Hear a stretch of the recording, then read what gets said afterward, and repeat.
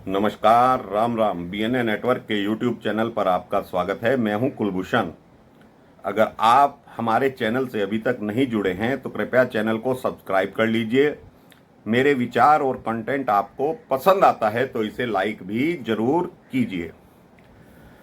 कल आम आदमी पार्टी ने अपना चुनावी प्रचार शुरू कर दिया और यह कहकर किया, क्योंकि कल रामनवमी का पवित्र पावन त्योहार भी था, दिन भी था, तो इन्होंने दिल्ली राज्य को राम राज्य की परिकल्पना बताया कि दिल्ली में किस तरह से राम राज्य अरविंद केजरीवाल लेकर आए हैं।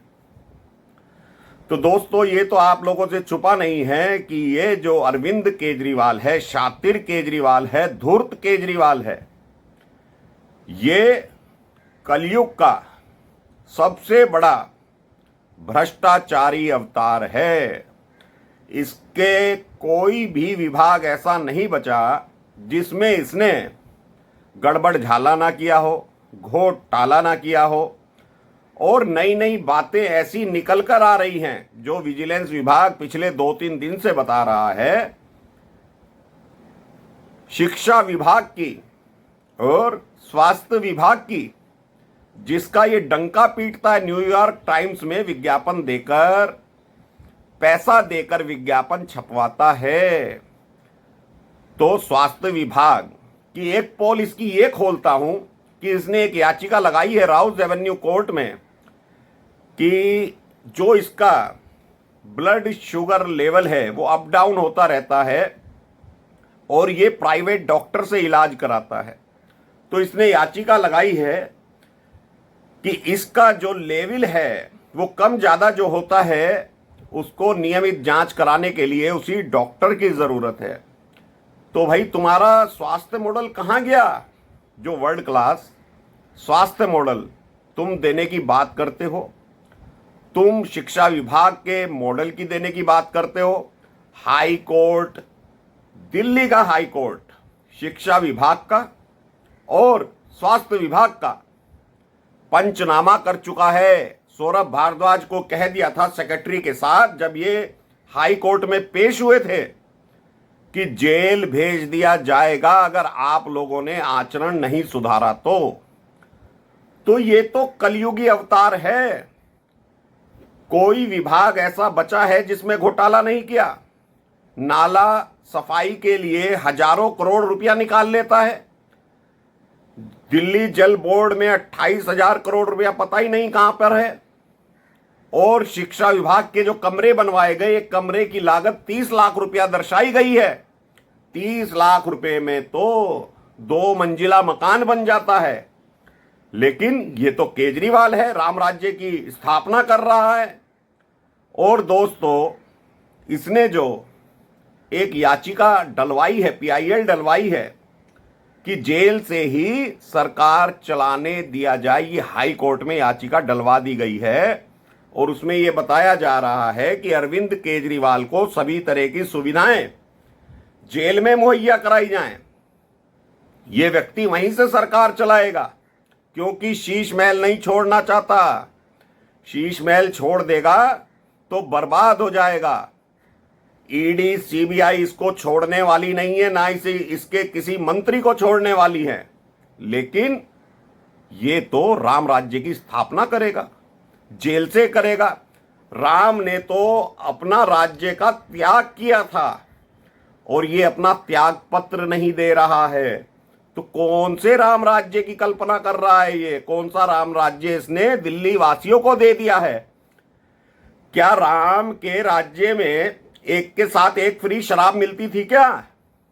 लेकिन दिल्ली का मॉडल है जी, एक के साथ एक फ्री पियो, क्योंकि हमें तो कमीशन चाहिए, घूस चाहिए।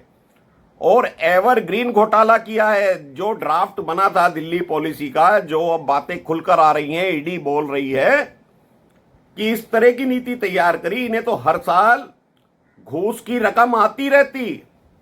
अगर ये घोटाला नहीं खुलता तो जो इनकी कमीशन बंधी थी 5% से बढ़ाकर 12% की थी, उसमें से 4% कमीशन इनको तय थी, वो आती ही रहती। तो ये कट्टर घोटालेबाज कलयुग का अवतार है भ्रष्टाचारी, जो कह रहा है दिल्ली में राम राज्य की स्थापना हो गई है। कौन सी स्थापना हो गई है?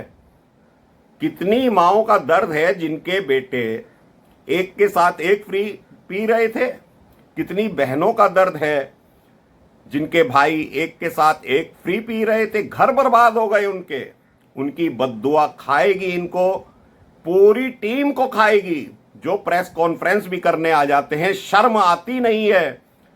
2 मंदिर तोड़ने का आदेश, आचार संहिता लगी हुई है, फरवरी से वो आदेश निकले हुए हैं, लेकिन चुनाव के टाइम पे इन्हें मंदिर तोड़ने हैं, क्योंकि एक समुदाय का वोट जो लेना है। तो ये इनका राम राज्य है। क्या राम ने अपने राज्य का त्याग नहीं किया था? 14 वर्ष वनवास में नहीं काटे? इसको तो 14 दिन में जेल में दिक्कत हो गई, कह रहा है कि जेल से सरकार चलाऊंगा। तो ये सोचना आप लोगों का काम है, दिल्ली वासियों और देश की जनता के लिए। विशेष तरह से अगर ये प्रधानमंत्री बन जाता है तो क्या दुर्दशा कर देगा देश की। ये आपको दिल्ली से सबक लेना चाहिए कि दिल्ली में किस तरह के घोटाले हो रहे हैं। 30 करोड़ रुपया शिक्षा विभाग का अभी निकल कर आया है, जो विजिलेंस विभाग ने पकड़ा है। जब सुप्रीम कोर्ट ने इसको प्रशासनिक अधिकार दे दिए थे ट्रांसफर पोस्टिंग के, तो कैसे इसके सीसीटीवी कैमरे में चोरियां पकड़ी गई थी, शराब घोटाले की फाइलें चुरा रहा था, जल बोर्ड के घोटाले की फाइलें चुरवा रहा था, और शीश महल प्रकरण उस वक्त चरम पर था, उसकी फाइलें इसने गायब करवा दी। अब सोचना और समझना ये जनता को पड़ेगा कि इसको वोट किया जाए या ना किया जाए।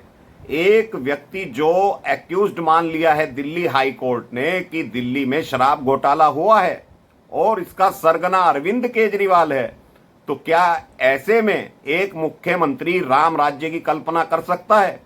या दिल्ली वासी सोच सकते हैं कि राम राज्य आ गया है दिल्ली के अंदर?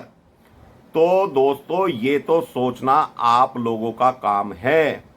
हम तो जो खबर मिलती है आपके सामने प्रस्तुत कर देते हैं, लेकिन इसकी पूरी टीम, चाहे उसमें आतिशी हो, सौरभ भारद्वाज हो और संजय सिंह के, तो इसने पर ही कतर दिए। कैसे संजय सिंह जमानत मिलने के बाद हवा में उड़ रहा था, लेकिन उसको जो स्टार प्रचारकों की सूची है नीचे डाल दिया।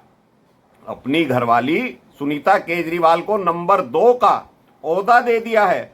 खुद अरविंद केजरीवाल नंबर 1 पर है। भगवंत मान इससे बड़े प्रदेश का मुख्यमंत्री है, उसको तीसरे नंबर पर रखा गया है, यानी कि सुनीता केजरीवाल के बाद उसका नंबर आता है।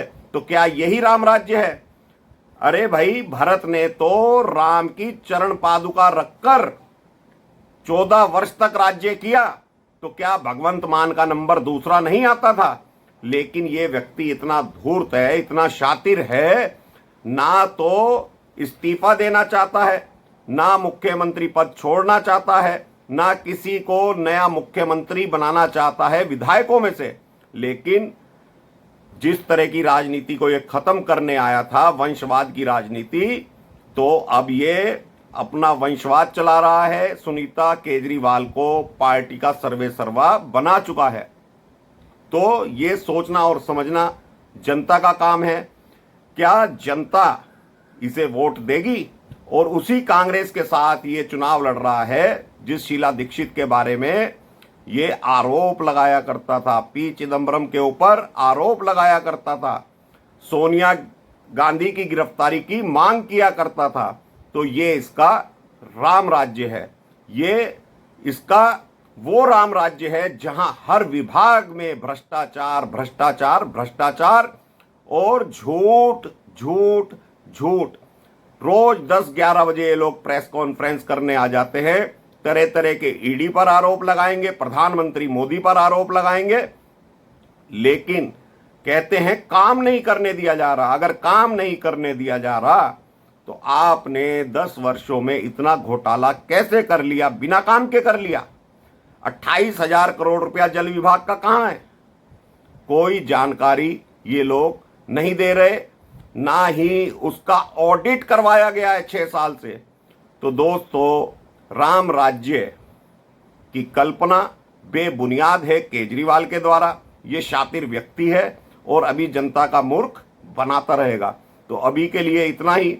मेरे विचार आपको पसंद आए तो इसे लाइक जरूर कीजिए, चैनल को सब्सक्राइब जरूर कर लीजिए।